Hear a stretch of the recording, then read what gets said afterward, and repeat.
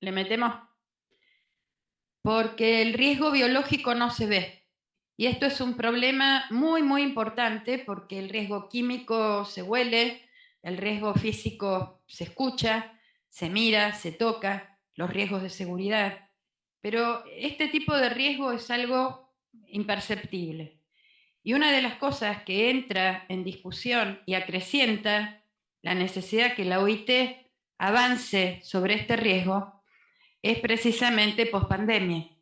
En época de pandemia, de pronto todos nos encontramos inmersos en una gran hecatombe de todo tipo, cívica, los ciudadanos, pero educacional, sanitaria, todo tipo. Y muchas de las actividades que estaban afectadas por el COVID no eran consideradas enfermedad profesional porque no estaba reglamentado ni siquiera en el listado de enfermedades profesionales, ni siquiera había sido pensado en la OIT. Muchas veces nosotros discutimos algunas cuestiones de la OIT, somos críticos de la OIT como hemos sido críticos de la Organización Mundial de la Salud. Pero eso no quita, uno que es crítico, quiere decir que tiene masa crítica, que puede estar de acuerdo o no, no es que estamos en contra, pero eso no quita que la OIT para nosotros es un organismo internacional tripartito que marca, que pone límites, que pone situaciones donde nos hacen pensar y que nos da mucho material para poder generar, como decía Beto, un sistema de salud que en el marco de la OIT, un programa de salud y seguridad tiene que tener las normativas de la OIT y obviamente de ese programa sale un plan, que es cuando hay objetivos y hay plazos.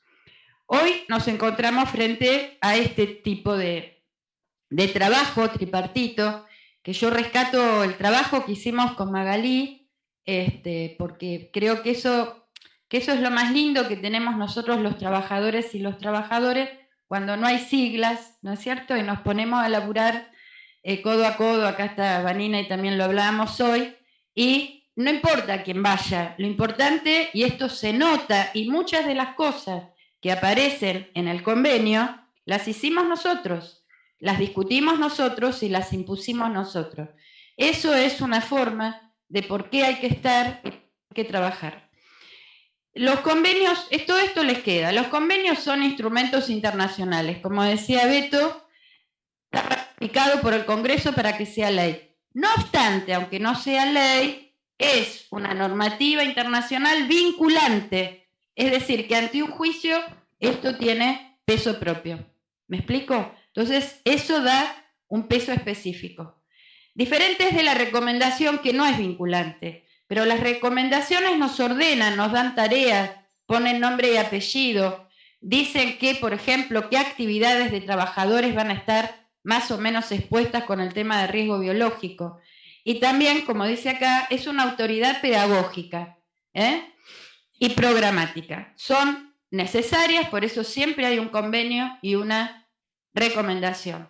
La Argentina en este momento no puede ratificar el convenio porque tenemos un Congreso, digamos, con una correlación de fuerza muy contraria a los objetivos del pueblo y especialmente de la clase trabajadora.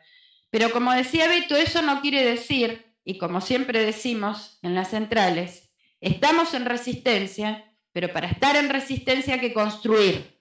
Resistencia, construcción, porque todo esto nos da la fuerza necesaria para que cuando volvamos seamos mejores, digamos.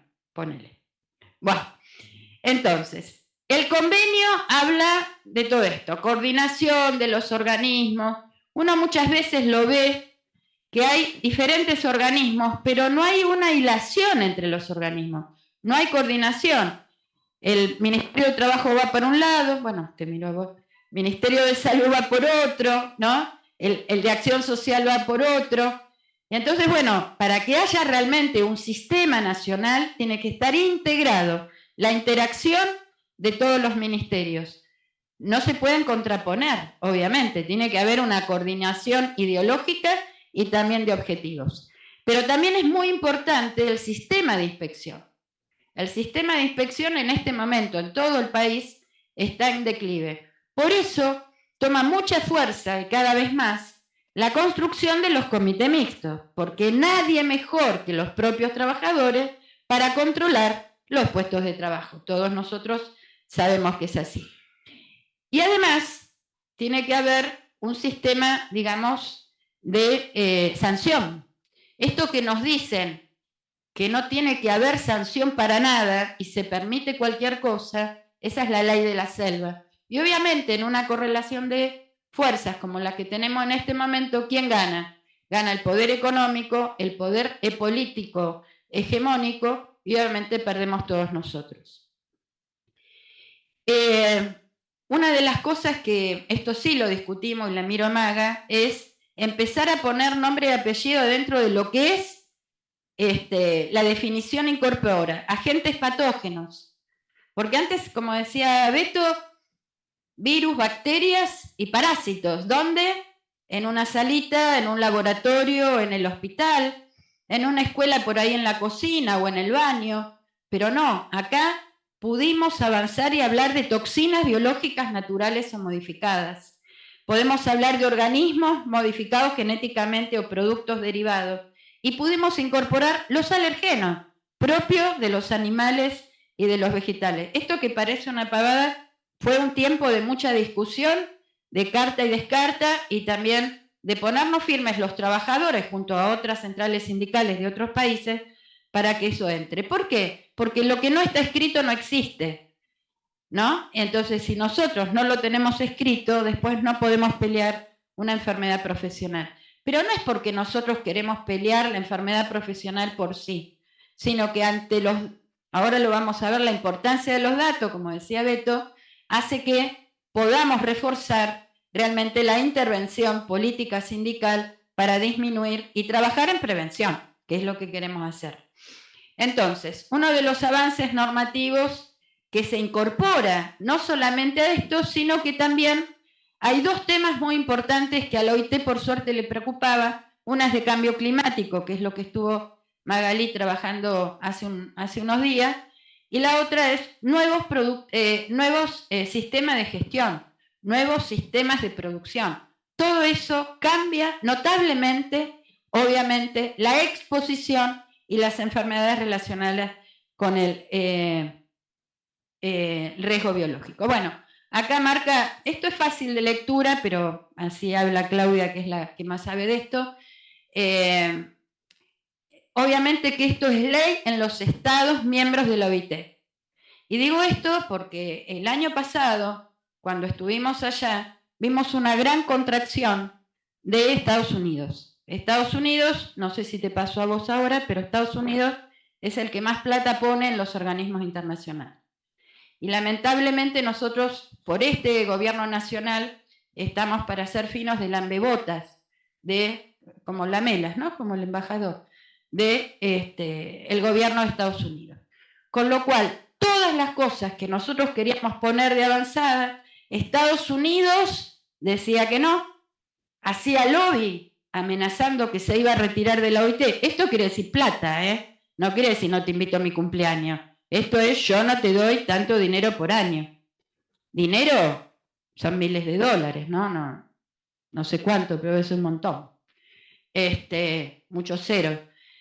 ¿Y qué hacía el gobierno argentino? Como Estados Unidos votaba en contra, también votaba en contra, sin saber de qué se trataba. Con lo cual, nosotros tuvimos una pelea muy grande. Pero a pesar de todo eso, había otras centrales y había otros gobiernos que la verdad que muchos gobiernos europeos están muy asustados por esto y por supuesto que quiere que haya políticas preventivas, empezó a hablar de poblaciones vulnerables y dentro de ellas las mujeres, la clasificación de residuos, acá dice, transporte antes no estaba incluido, por eso en la pandemia muchos compañeros nuestros que tuvieron COVID en los transportes no fueron considerados enfermedad profesional porque no estaban en la ley, ni siquiera por fuera de la ley. Y entonces habla de, digamos, los inmigrantes, también estaban muy preocupados, los otros gobiernos, Estados Unidos y el nuestro, un desastre. Bien, y acá hay un punto que perdimos. Nosotros queríamos hablar de género y diversidad, no lo pudimos poner. se opusieron Estados Unidos, la Argentina obviamente, pero también todo el bloque árabe, que solo aceptaron llegar a la negociación para poner hombres y mujeres. Mirá vos qué retrógrado. Pero si no, no se ponía nada. Así que quedamos en que se ponga hombres y mujeres para poner algo. No se podía hablar de diversidad de género.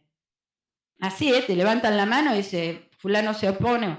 Nosotros discutimos con el consulado argentino, no voy a contar la anécdota, pero la verdad que es una vergüenza, porque, a ver, muchos colegas nos decían a nosotros, Argentina siempre tuvo una postura de máxima en lo ¿viste? Siempre, siempre. Bueno, ahora no, era de mínima y totalmente retrógrada. Pero pudimos avanzar, que ellos no querían saber nada, en que haya por lo menos datos separados como hombre y mujer. Para nosotros es horrible, pero en ese momento de la discusión fue un montón y pudimos empatar, no ganar. Bien, fíjense, también se incluye cuidados especiales.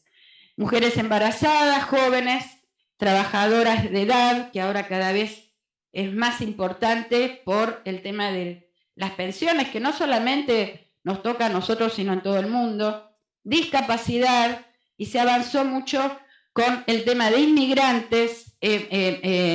Los gobiernos no querían poner trabajadores migrantes, los empleadores, porque dice que tienen muchas dificultades con los migrantes. Los gobiernos instaron junto con los trabajadores a poner. Todo esto es así, ¿Quién levanta la mano? ¿Quién apoya? Bueno. Y otra de las cosas que ganamos es esto, trabajadores vulnerables con situaciones sociales vulnerables. Esto también lo aprobaron los gobiernos, porque para los gobiernos es un aliciente avanzar en estos temas. Para los empleadores es plata. Y si ponen plata a los empleadores, no la ponen. Chicos, esto no es ideología, hermandad, ni mucho menos. Todo esto es económico. Bien. Y vamos terminando. Acá no quisieron poner comité mixto en el convenio 192, porque está en el 155. No lo quisieron explicitar, pero pusimos el 155. Por lo tanto, está el... No, digo esto porque por ahí es toda una tarde de discusión, ¿no? Pero como en nuestro país el 155 está ratificado y establece la conformación de comité, está ratificado aunque no se cumpla. Bien, todo el tema de información, todo el tema de formación, todo el tema de recolección de datos, lo que dice Beto, acá impone que los trabajadores, tanto trabajadores como empleadores como gobierno, tengan una mirada tripartita de los datos. ¿Por qué?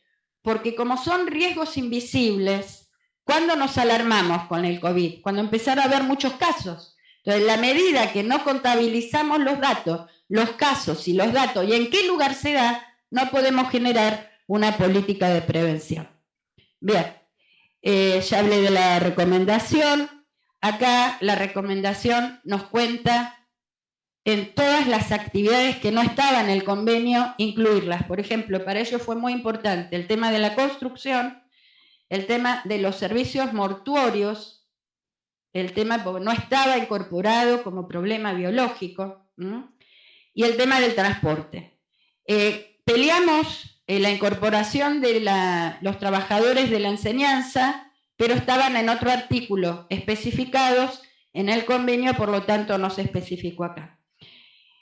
Bueno, a ver, esto es una herramienta que hay que conocerla, pero sobre todo conocer la herramienta. Si nosotros no podemos visibilizar qué riesgo biológico hay en los lugares de trabajo, no nos sirve de nada. Todo esto está muy lindo, pero para que esto realmente sea efectivo, tiene que ser sí o sí, que va a ser el trabajo después de la exposición que nos va a dar Claudia, tiene que ser el trabajo de taller. Empezar a pensar, porque en un lugar de trabajo no solamente ni el baño y la cocina están los riesgos biológicos, hay un montón de lugares.